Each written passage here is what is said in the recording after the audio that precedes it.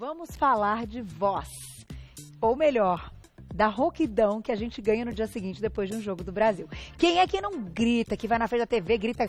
Ontem você xingou, Evair? O coisa lá que o Neymar levou o pisão no pé que tava ruim, coitado do Neymar. Tava lá, não tava fazendo nada, sentado lá, o cara foi lá e não deram ainda. Falta de coisa esportiva, não é? De espírito esportivo, um horror isso. Isso aí é anti-esporte. E aí quem não gritou? Mesmo que você não gritou no gol, essa hora você gritou, juiz, você não viu. E aí, a gente pensou na pauta de hoje para ter umas dicas bem legais com a nossa fonoaudióloga, mais uma vez com a gente, doutora Ana Lúcia Duran. Bem-vinda. Tudo bem? Boa tarde. Também tá um pouco rouca? Por causa do jogo Tá de vendo? ontem. Tá vendo? A gente tem aí também. Não adianta. E quem trabalha com a voz sabe o quanto é importante preservá-la. Acho que para todo mundo, né? Preservar voz é algo hoje que às vezes a gente não se liga na nossa correria, mas é muito sério, né? A maior parte das profissões utiliza a voz, né, o tempo inteiro. E aí, na hora da empolgação, a gente acaba passando dos limites e no dia seguinte as consequências. Pois é. Só que tem um monte de coisa que a gente faz para voltar a voz que a gente acha que é legal, que não é. A gente vai te contar daqui a pouquinho. Antes, tem um VT de abertura. Olha lá que legal. Oh, what a feeling. Look what we've overcome. Oh, I'm gonna wave my flag. Count all the reasons. Momento de Copa do Mundo, bola em campo. E é nessa hora que corações e mentes se ligam na emoção do que virá. E aquele grito que dificilmente será contido.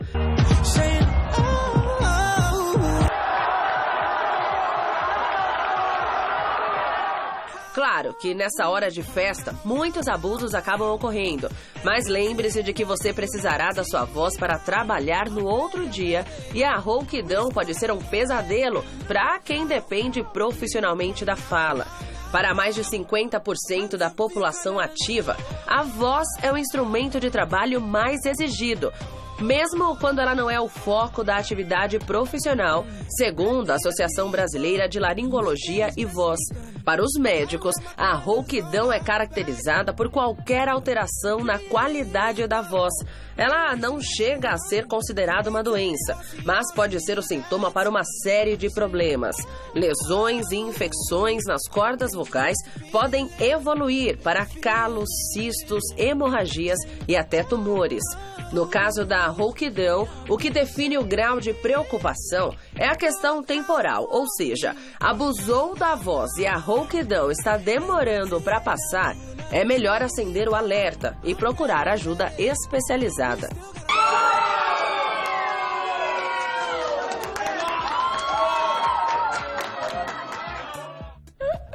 É isso mesmo, gente. O negócio não é brincadeira, não. Pode evoluir para coisas mais graves e mais sérias. Por isso a gente está fazendo esse assunto e essa pauta hoje.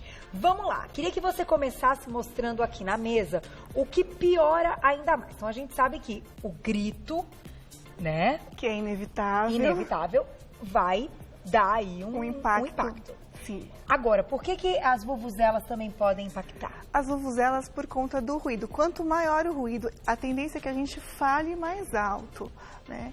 E também por conta da questão auditiva, porque pode ser que se estiver muito forte, próximo do meu ouvido, da minha orelha, lese uma célula importante da audição e aí eu vou ter prejuízos auditivos, não só vocais. Então, sim. Ir lá com a vuvuzela, né, que tem gente que faz que é brincadeira e que não é brincadeira nada no ouvido do outro, perigoso. Perigosíssimo. Não deixa, segure as crianças também, ó, põe a mão no ouvido. Lesões importantes em algumas frequências por conta desse ruído que é muito forte, principalmente nas frequências mais agudas. Ixi, eu não sabia. Agora, os jogos vêm acompanhados de algumas coisas também. Sim. De alguns aperitivos, né? Sei lá, eu não chamaria isso de aperitivo, vou chamar de produto alimentício, tá? A gente tem que dar o nome correto aqui. Eles também podem detonar? Na verdade, as pessoas que têm predisposição, então que tem alguma questão já digestiva, por exemplo, um refluxo, que é bastante comum. Tá. Nessa hora, a gente precisa tomar alguns cuidados. Então, evitar os alimentos muito condimentados. Os salgadinhos de pacote, em geral, são extremamente condimentados. Entendi. Então, podem afetar a mucosa lá do estômago, do esôfago, e aí aumenta o pigarro, piora a situação vocal. Entendi. Aí pensando no refluxo. Sim, Tá. as pessoas que estão predispostas a isso. Bebida alcoólica também? A bebida alcoólica também. O brasileiro não consegue assistir um jogo de futebol sem acompanhar uma cervejinha. Tem a turma da cervejinha, aí meus meninos são cervejeiros. Então, o que acontece? Os destilados, eles acabam sendo mais prejudiciais. Né?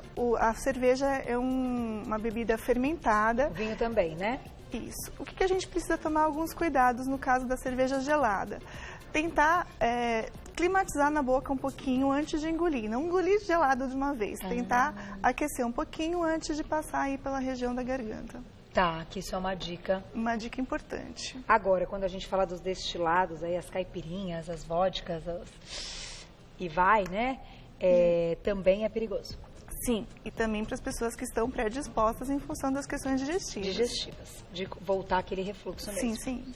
Aí, tem umas coisinhas aqui que já nós vamos para as dicas do que de fato a gente deve fazer se no dia seguinte a gente acordar com o rouquidão. Porque tem gente fazendo um monte de coisa que não pode.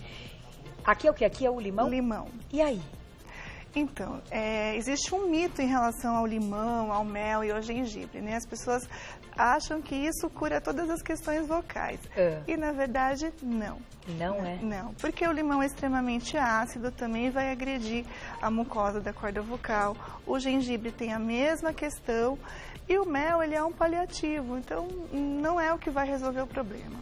Puxa vida.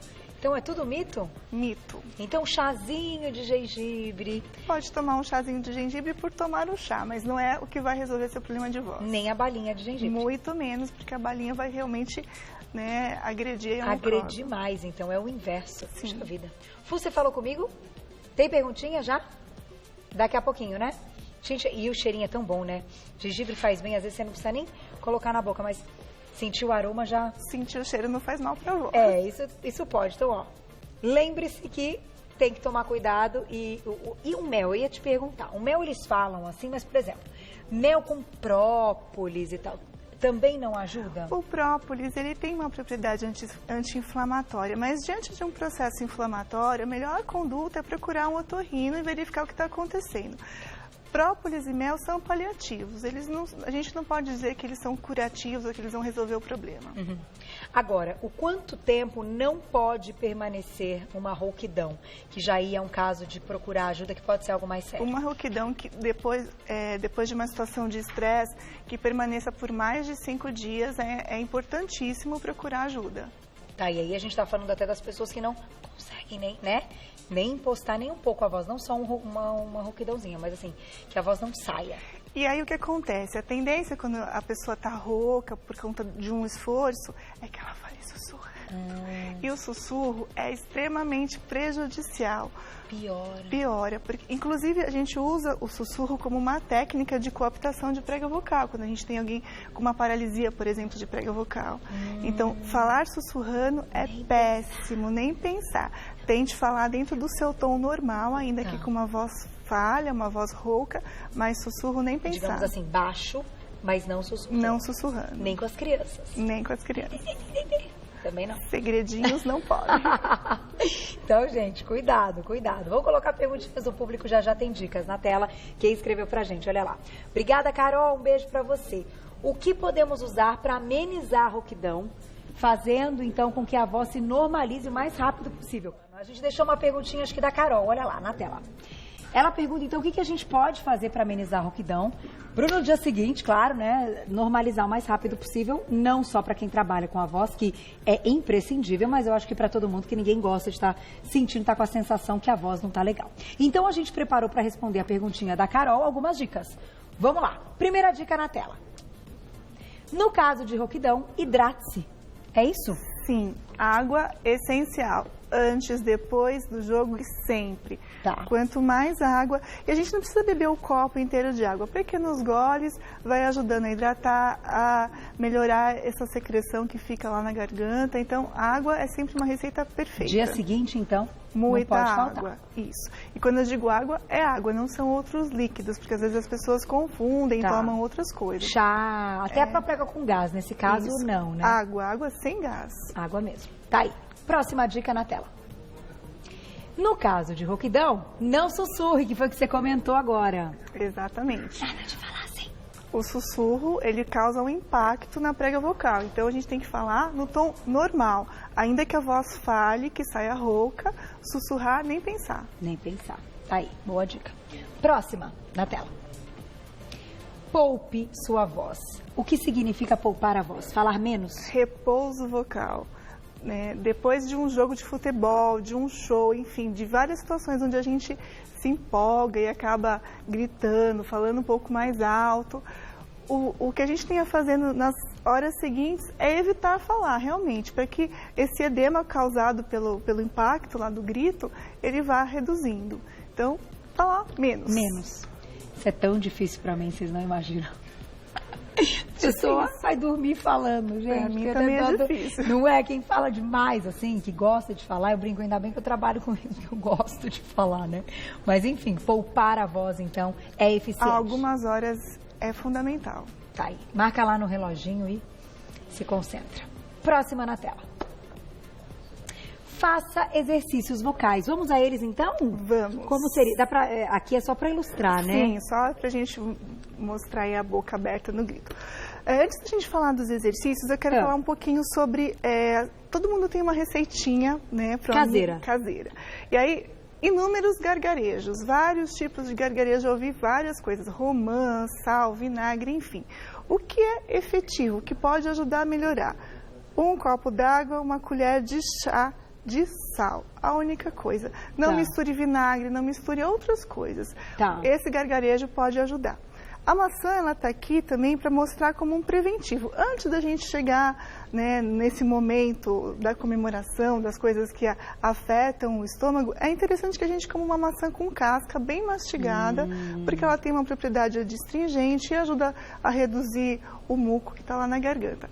E depois também, porque esse impacto da prega vocal também vai aumentar o muco, uma maçãzinha sempre vai bem. E essa parte até adstringente, nessa propriedade, ela está mais na polpa ou está mais na casca?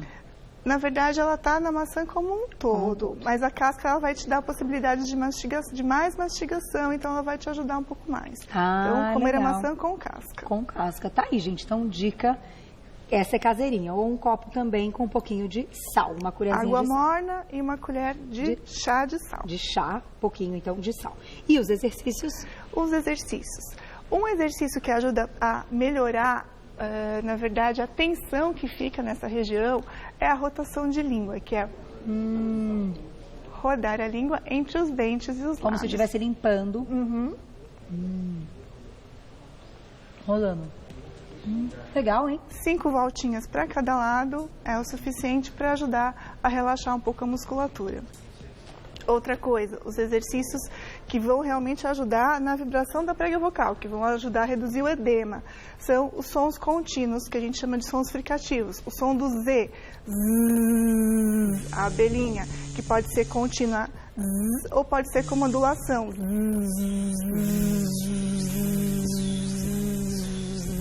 Isso para voltar a voz. Isso. O V também pode ser utilizado, V contínuo.